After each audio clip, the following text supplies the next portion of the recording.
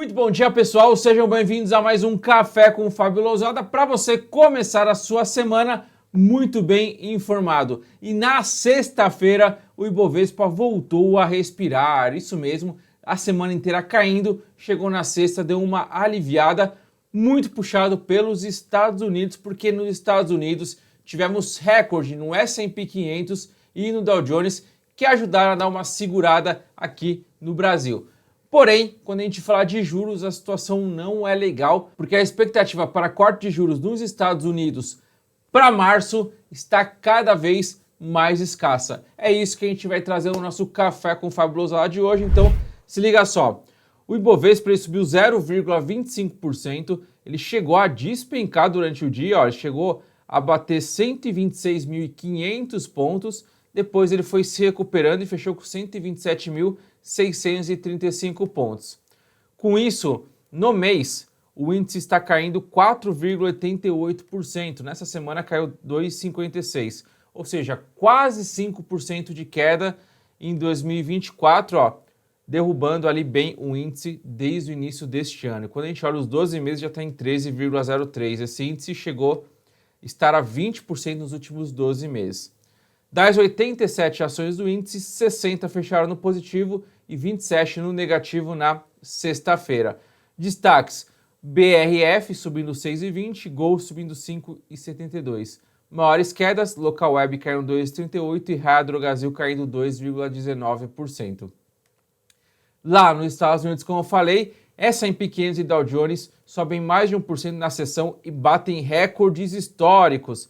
Então, quando a gente olha aqui o S&P 500, aqui a gente ultrapassou a barreira dos 4.842 pontos, então batendo ali um recorde histórico, e no Dow Jones ultrapassando a barreira de 37.933 pontos, outro recorde histórico. Só para você ter uma ideia, a Nasdaq fechou com 1,70, 15.310 pontos, o S&P 500 fechou com 1,23 de alta e o Dow Jones subiu 1,05, ou seja, foi um dia de bastante euforia na Bolsa Americana, e lembrando que a Bolsa Americana estava no 0 a 0, então ela foi para o positivo agora por conta do pregão de sexta-feira. Aqui no Brasil, a alta foi baixa, apenas de 0,25, então a gente só recuperou um pouco do que aconteceu na semana, que, como eu falei, não foi uma semana muito boa para a Bolsa Brasileira, quase queda de 3% na semana. O dólar ficou de lado, caiu 0,08 na semana, subiu 1,44, então fechou R$ 4,92, quase R$ 4,93. E os juros, no curto prazo, os juros subiram. Então, quando a gente olha, por exemplo, vamos olhar o curto prazo, dezembro de 2024, subiu de 10,17 para 10,19, ou seja, uma alta não muito relevante. Quando a gente olha para o longo prazo, aí teve uma queda nos juros. Por exemplo, janeiro de 2030 recuou aqui de 10,51 para 10,47, dando um pequeno alívio nos juros. Para você que tem um fundo, como eu falo, um fundo pré-fixado, fundo de inflação. Olha só, o fundo pré-fixado de longo prazo subiu 0,08 e empatou no mês. Então agora zerou no mês.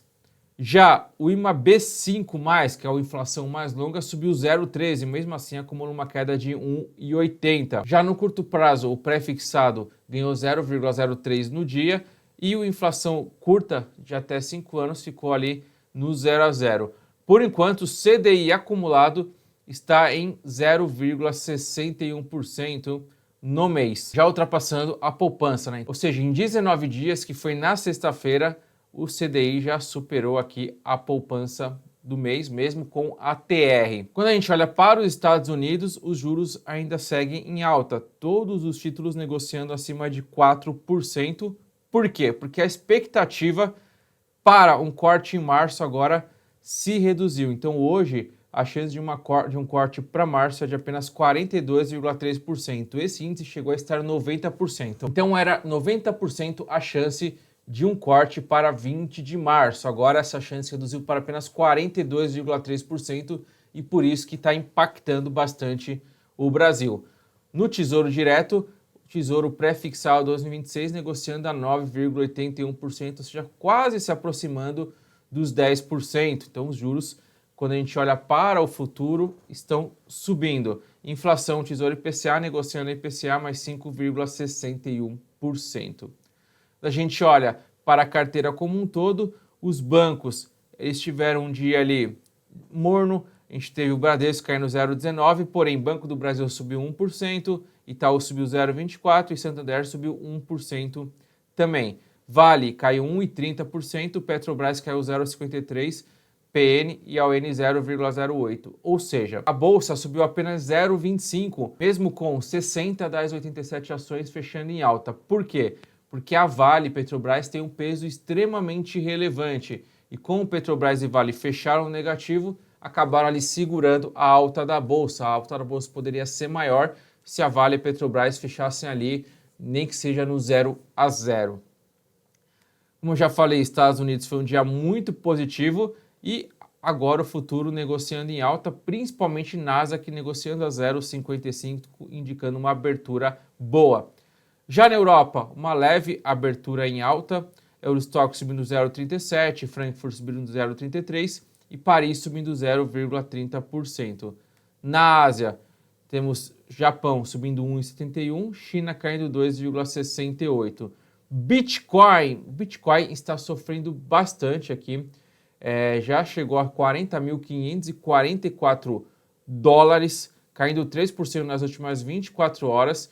E aqui fala, em 7 dias de negociação de ETFs nos Estados Unidos, o preço do Bitcoin recua 15%. Então, desde o dia que foi aprovado, que chegou a bater 49 mil dólares, que foi aprovado o ETF de Bitcoin nos Estados Unidos, chegou a 49 mil dólares o Bitcoin e agora negociando a 40.500 dólares, sofrendo bastante. Ethereum caindo 4,26%. Fundos imobiliários, uma alta positiva, uma alta boa, subindo 0,31%. Já as empresas de tecnologia ajudaram a puxar bastante a Nasdaq, com Google subindo 2,02%, Meta subindo 1,95% e Apple voltando a se recuperar forte, subindo 1,55%. WTI nesse momento negociando abaixo de 75 dólares, subindo 0,30%, e a Bolsa Argentina subindo mais 3,64%. Calendário no Brasil, nada muito relevante nesta semana.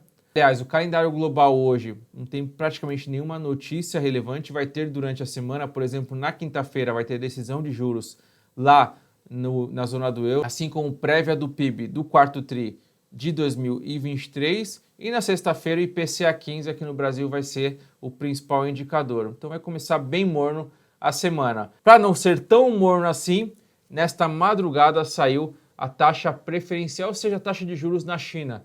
Lá se manteve os juros, nem subiu e nem caiu.